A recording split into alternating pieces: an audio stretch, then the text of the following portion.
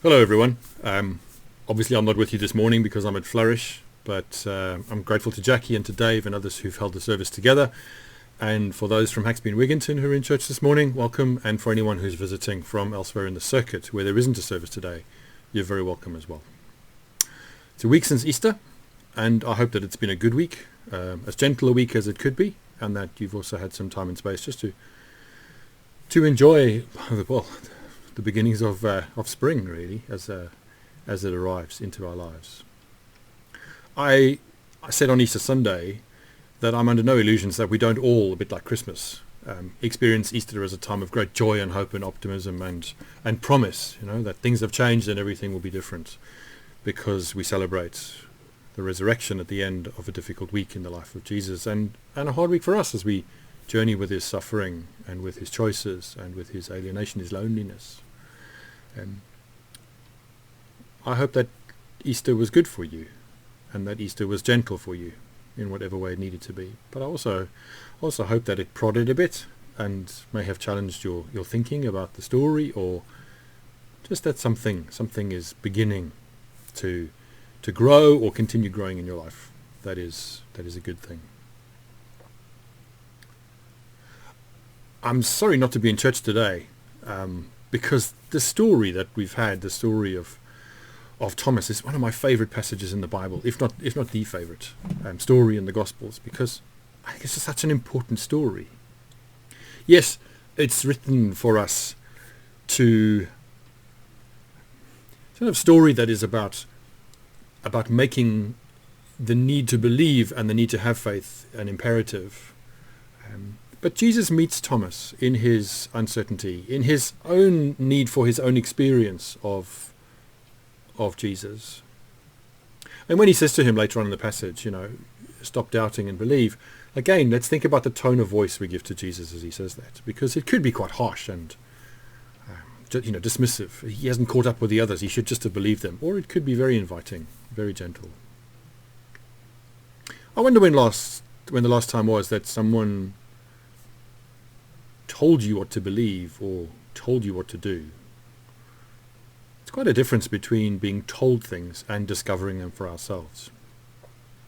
I'm guilty of that as a parent all the time. I have a way of telling Lucas, who's the third chance I've had to get this right, and I still don't so many times, tell him what to do, how to behave, or rather than somehow shaping an opportunity for him to discover an experience of himself, never mind other people, to find something out himself, to learn, and I guess for that to be so much more solid and rooted than just believing or obeying. Thomas gives us permission to come to God with questions. And if we were any doubt that that's an acceptable thing to do, there's huge swathes of the Old Testament that are full of questions in the Psalms. Questions of longing, angry questions directed at God. Questions that are about suffering and why it's there and where God is in it. Jesus himself, I haven't counted them myself, but I've read reliable articles. Jesus, through the Gospels, asks 135 questions. 135 questions. So if you find it a bit frustrating that I'm in the habit of asking you questions and leaving them with you, well, I guess I would say that's in the pattern of Jesus, so take it up with him. But there is something about questions, about things that we're not willing to just receive as someone else's version of faith or life or the right thing to do or feel or be in any given moment. Questions about how we might discover that ourselves, and what things mean, and why, and how they make sense, how they fit together. Jesus only ever answered 3 questions.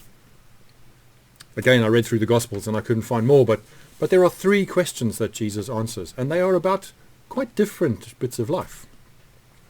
He answers an official question about authority. On whose authority are you doing these things, he's asked. And he goes on to speak of that. There's a political question that comes his way. Is it right to pay taxes to Caesar or not? Well, I guess you might say he doesn't really answer that question. Rather, he tells them stories and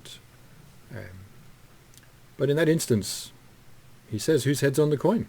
Caesar's head on the coin. And so give to Caesar what's Caesar's and give to God what is God's. Again, an open answer that leaves people questioning, well, with more to explore, certainly. And then there's a theological question. The religious leaders try to trap him with a question about marriage. If a husband dies and she marries a brother, and then she marries the next brother and the next brother and the next brother, according to Jewish custom, as each one dies, then when she gets to heaven, whose wife will she be? And Jesus answers that question quite clearly and categorically, in the spirit in which it's intended. It's a diversion that is not about, fundamentally, what it means to be partnering with God in the world. I have to be honest, I've wondered over the years why our church seems so unsure about questions or about expressing doubt. When we were telling our stories, and we'll return to that now after Easter, in our services, often the question that was most interesting in someone's answer, and certainly as I listened to conversation over coffee afterwards in the hall, the question that provoked the most conversation often with that person or between others was that question, which was, what strong feelings, questions or doubts do you have about God, faith, or the church? Sometimes we think we shouldn't have those, because if we have them, then somehow we are failing in our faith. Because faith is believing, and doubting is the opposite. Doubting is not being sure of what to believe. So I want to encourage us as a church to be a questioning place. I know that there have been many times when I've written pastoral letters, and I've even from the pulpit, or from the lectern, I've asked questions and tried to open up conversation, and at best it's been a little handful of people who have wanted to explore, or even been honest about the questions they have, the doubts they have, the strong feelings they have about God, faith, the church, the state of the world, and where God is in that, and ourselves even, who we are, what it means for us to be made in the image of God, and what it means for us to be God's body in the world today. Are we afraid of questions? Are we hesitant because asking a question looks or feels like failure of faith somehow? I've said that already. Do we think we might be the only person who has that question? And so we wonder whether we'll stick out, and everyone will look at us and think, really? That you don't have that sorted out by now? You don't know that by now? I wonder whether sometimes we don't ask questions because we think we're not intellectually up to what the question is asking. That we're either not spiritually or emotionally or, intelligent enough, spiritually or emotionally mature enough or intelligent enough to really grasp the answer, to find it. See, questions aren't just about curiosity, they are quite exposing. They can be. And so I want to say, well done, Thomas. Well done, Thomas, for in an incredibly pressured and emotional situation with his friends, having had Jesus appear to them and not to him, after all they've been through. For him to say, actually, no, I need my own experience of the risen Christ. He's quite specific, until I've put my hand in his side, until I've seen and touched even the wounds, I will not believe. That's not a failure of faith. I think that's having integrity when things just don't fit together for you in the way that they do for others, especially when they are offered in a moment that is so surprising, where the news is so shocking, so revolutionary in terms of where you were just a moment before.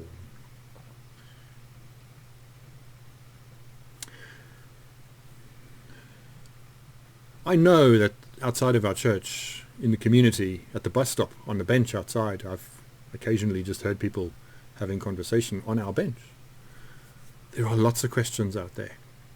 Questions about meaning, questions about fragility and frailty, questions about suffering, questions about love, questions about power, and what power we really have as individual people in a world that seems to just happen to us so much more than it happens with us, or sometimes even for us.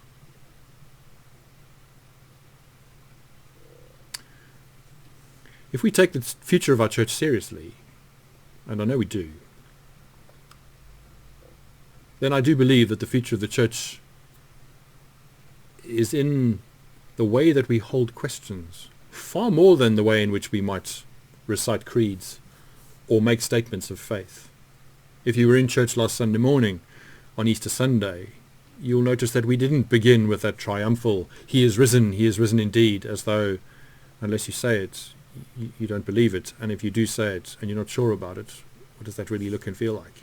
What does it mean, the whole of the life of Jesus and then his death and resurrection? In the mystery of those things, we are quite quick in our church, and if you look through our worship book, we're quite quick in that, to say very clearly and categorically what it means to have faith, and who God is, and how God is Trinity,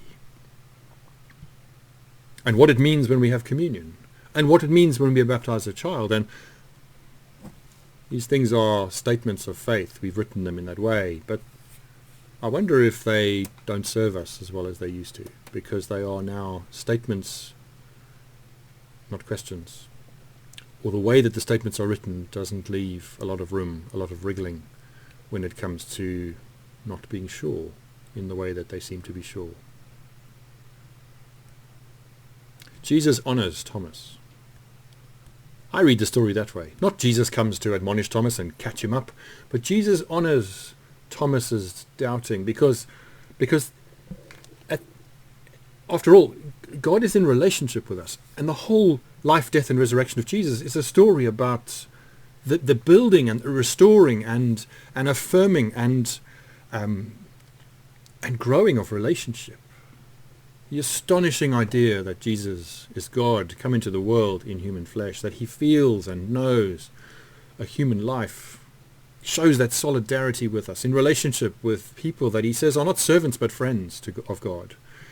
And the way that he looks to the outsider, and the way that he challenges everyone who seems really sure that their faith practice, their politics, that those things are in order and as they should be. It makes sense for Jesus to come to Thomas and to say, let me be in relationship with you in your question, in your doubt, in your need for your own personal experience of my resurrection, my life, in your life, in order for you to be sure and to move on into whatever tomorrow and the day after holds. It's obviously a very dramatic moment in Thomas's life, a very significant moment in his life. But Jesus honors his question. And I wonder whether we might become a more questioning place. Not skeptical or doubting or suspicious, but whether we might build in our church going forward a culture of openness to questions, good questions, questions that might even be quite fearful for us, might be challenging and enormous, but that we are willing at least to hold and say are part of our life, and where we can choose to, talk about them. So 3 cheers for Thomas, the patron saint of doubters everywhere, and questioners and curiosity, and those who need, I hope all of us, to have things fit together as best they can. Perhaps more than anything, the patron saint of those who are not willing to accept someone else's version or experience for their own. And not in a highly individualistic sense, as though I must have my own self-important experience of God, otherwise it doesn't matter. We stand on the shoulders of all who've gone before us. But faith is not a second-hand experience, not in a way that endures. So what are your questions? What are you curious about? What do you want to scratch your head about? Some of you will be those who sit up on stage again or the front of the church and answer the questions that are part of telling our stories. But for all of you, I want to make an opportunity for you to bring your questions anonymously or with your name on. So from today until Pentecost at least, so for at least the next five weeks or so, in our church is going to be this.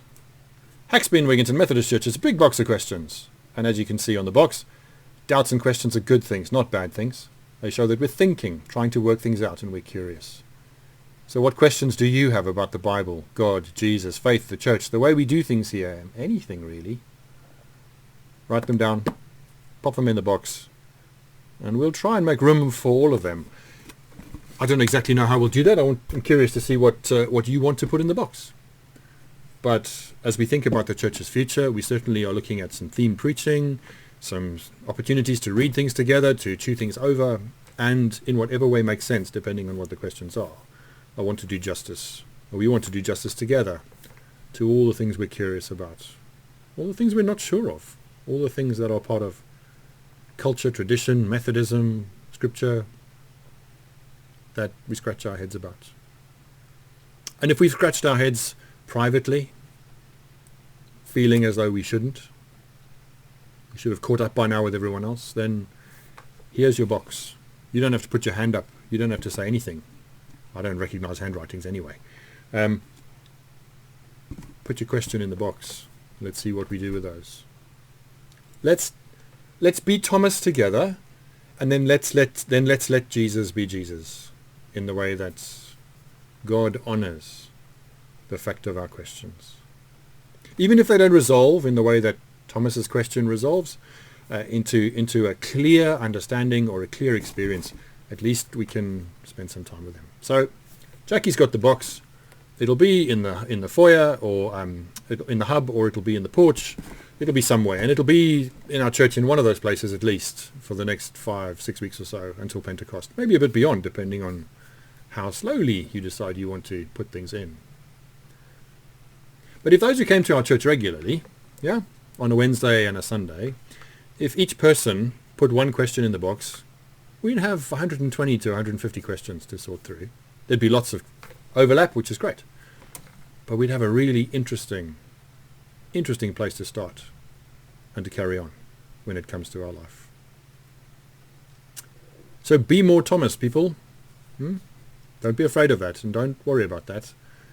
Be like Thomas, because he leads us towards God, and God honors that in him and will honor that in us. I'll talk a bit about Flourish and what it's been like when I'm back, but for now I hope the rest of today goes really well, that you enjoy being together, that coffee time is rich in conversation, that whatever the rest of your day holds, that it's full of good things. It may take you a couple of weeks to find words for your question, or even work out which one you want to ask, or if there's more than one, that's fine. But take your time. There is time, but let's honor Thomas together in all the things we want to know, to find out, to explore, to perhaps experience ourselves rather than through others.